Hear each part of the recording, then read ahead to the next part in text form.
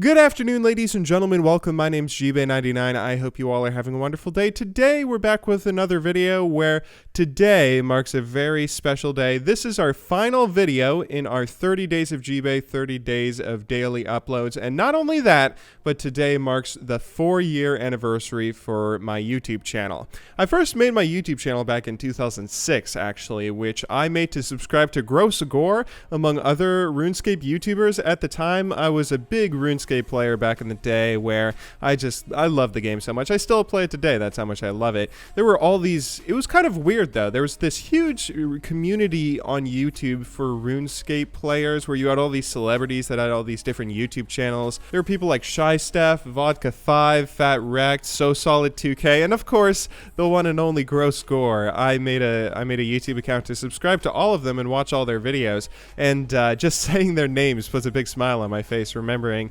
getting so excited at all their uploads. And it's funny going back and watching those videos now. It's cool to see how far we've come on YouTube and just where we all started. But anyway, I actually started making videos back when I still played RuneScape. I've made a couple of RuneScape music videos. There's actually one video out there in particular that you guys can find of me doing air guitar in another guy's RuneScape music video. I had to delete all mine because of copyright strikes, but I'm glad that I didn't have to get rid of my account. This account, GBay99, I have a hard time throwing away names. GBay99 is the name that I first made when I made an online account for my first game, RuneScape, and I've never really been able to change it since. Never had the heart to. Anyway, today I want to take a little bit of time to talk to you guys about how we got to where we are today, because I may have told bits and pieces of this story in the past, but I'm not sure if I laid it all out in one big YouTube video, and seeing as it's our 4-year anniversary, I thought now might be a pretty fun time to. So I made a pretty big decision my sophomore year of high school. I believe I was somewhere around 15, 16 years old when I decided to stop playing RuneScape all day and start playing other games that might be a little more competitive. The first game I started playing was StarCraft, which I had a lot of fun playing StarCraft. StarCraft 2, right when it came out, I bought immediately. I was on a vacation actually, and I went out and bought it and played on my laptop instead of going to the beach, pretending I was sick so I could just stay and play StarCraft while everyone was out at the beach. That was the kind of kid that I was. I was always doing whatever I could to play video games. And although StarCraft never really kicked off, although StarCraft 2 in particular really started declining at that period, it was right at the right time for me. In the 2010 World Cyber Games, I was watching for StarCraft among Counter-Strike games and all these other games that were there, Warcraft 3. And then there was one game that was a promotional game, just a promotional game, a little, the kind of promotional games that normally you just think that, oh, the convention site or whatever is selling out to some crappy little indie studio that's trying to promote their game that isn't going to go anywhere. There's one game called League of Legends that I got attached to because they were one of the few games that hadn't yet had the finals been played. I think I got caught up in school or something, and I missed the first few days of the World Cyber Games. I missed some of the finals and only got to watch the VODs. So I was trying to keep ahead of the schedule and make sure that I wouldn't miss any more finals of anything that I wanted to see. And then I saw that there were a couple of games where there were NA teams or American teams in the finals, and one in particular, one team called Counter Logic Gaming was up against SK Gaming, which I had known from following other esports, a pretty big organization. I wanted to root for this what seemed like ragtag group of plebs that I wanted to pull for in the finals.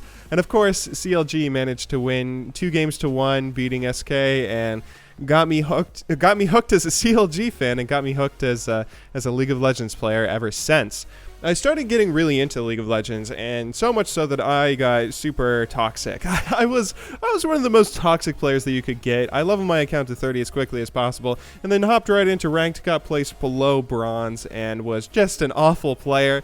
I was the kind of guy that would flame you if you didn't do well. I would just complain about everything that went wrong on my team and never take blame myself, to the point where it got me banned twice. I was banned twice in Season 1, back to back. I got got banned for like 24 hours, and then immediately after the ban ended, I logged back on, played 2 games, and after the 2 games, I lost both of them, flamed both of them, and then got banned again. I was banned for like 3 days or a week, and then I started taking my accounts a little more seriously. The thing that initially got me interested in playing games like League of Legends or StarCraft rather than RuneScape was RuneScape taught me, all the MMOs I used to play taught me that if you do something over and over and over and over and over again, then you'll get really good at it. That's how you get a skill to level up in an MMO, right? You just do the same repetitive task over and over again. And I was sort of looking at, keep in mind, I was in high school this time, right? I was trying to think about what I wanted to do with my life.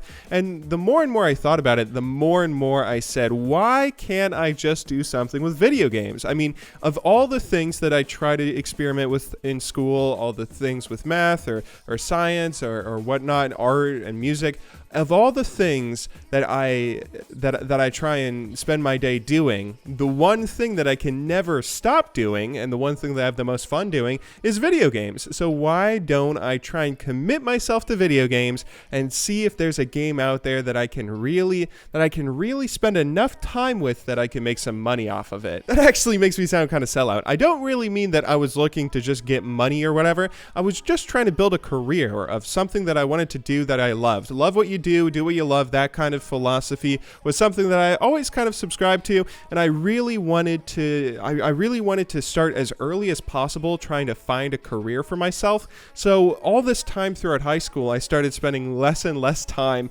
focusing on my classes and more time seeing if I can just go play some more video games, if I can stay up a little bit later, if I can get up a little bit earlier and play a few games to practice before school. I would spend so much time trying to work around making myself practice as much as possible, trying to practice as much as the pros did, e-stalking all the pro players that I followed and making sure I would play more games than they did in a day so I would improve faster than they would and hopefully eventually catch up to them.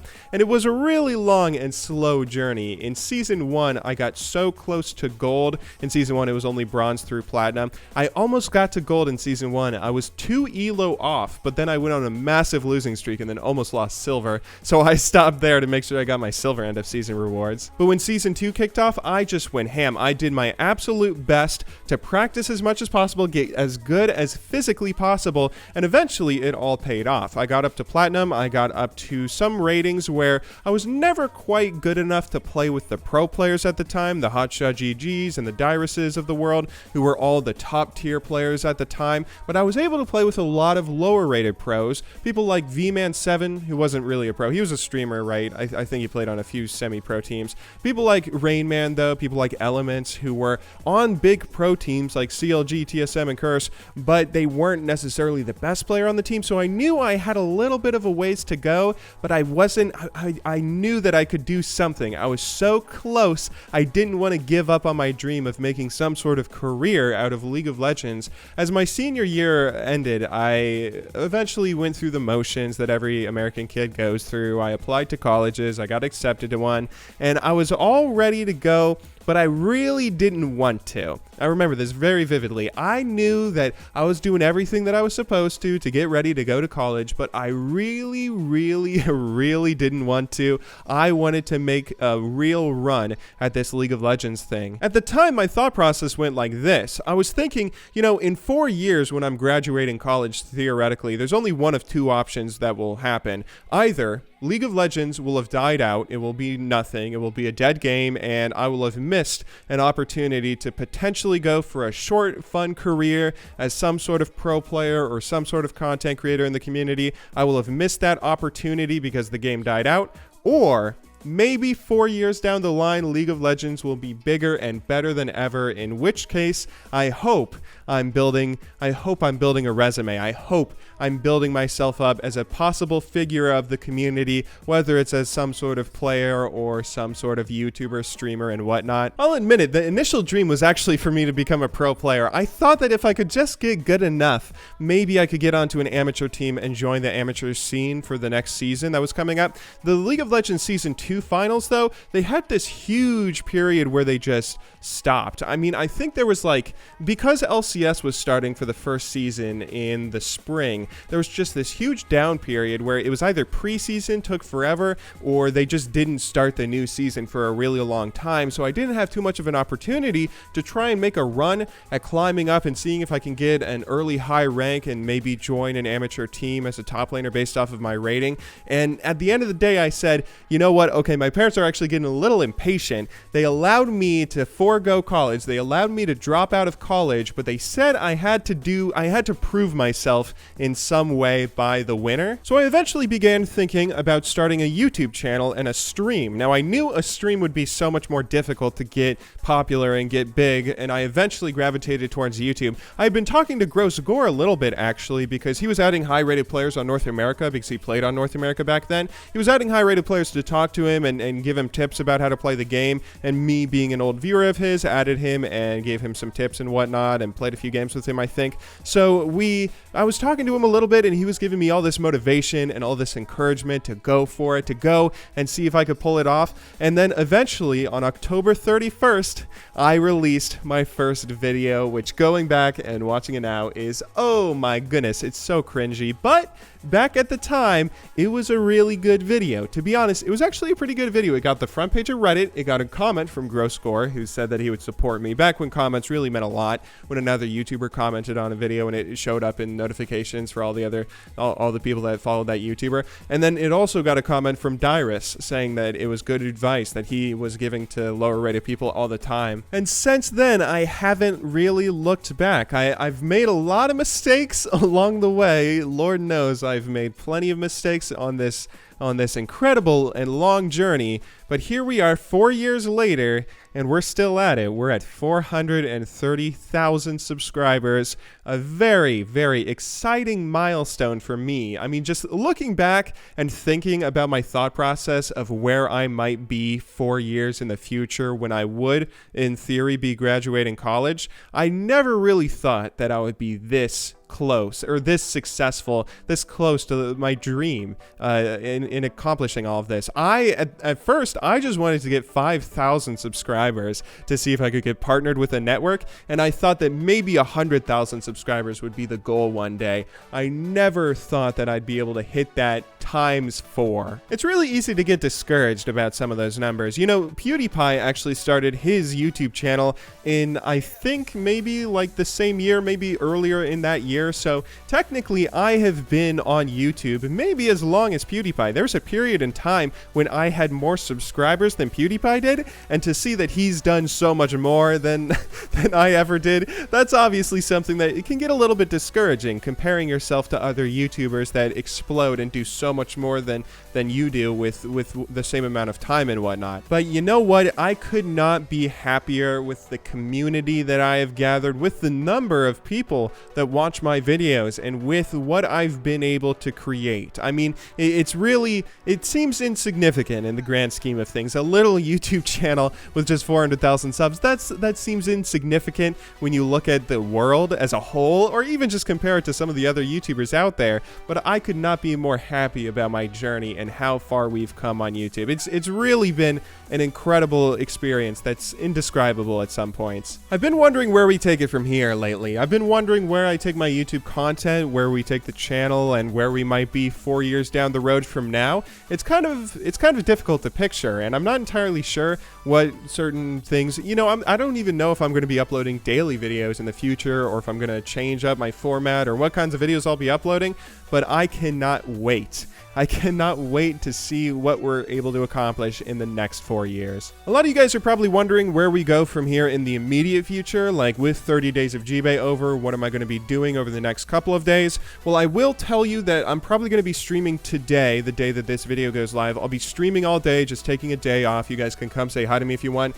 And the day after, I'll probably be streaming a little bit. I'm not too sure when we'll get back to making videos. We'll probably just take 1 or 2 days off, but I'm going to do my best to see if we can still get somewhat daily videos out, maybe six videos a week or so, at least for now. I'm having a lot of fun with all these uploads. I'm having a lot of fun experimenting with all these ideas, talking about all these different subjects, and although it will be nice to not be forced to make a new video every day and forced to pump out a piece of content that I might not be too proud of or might have liked to spend a little more time working on, I'm really excited to see how the future goes. I have a lot of ideas, and I feel more motivated than ever, oddly enough, to make YouTube videos for you. Anyway, on that note, I hope you guys all enjoyed watching today's video. I will see you all very, very, very soon. But until next time, thank you very much for watching. Good luck in solo queue, and have a wonderful day.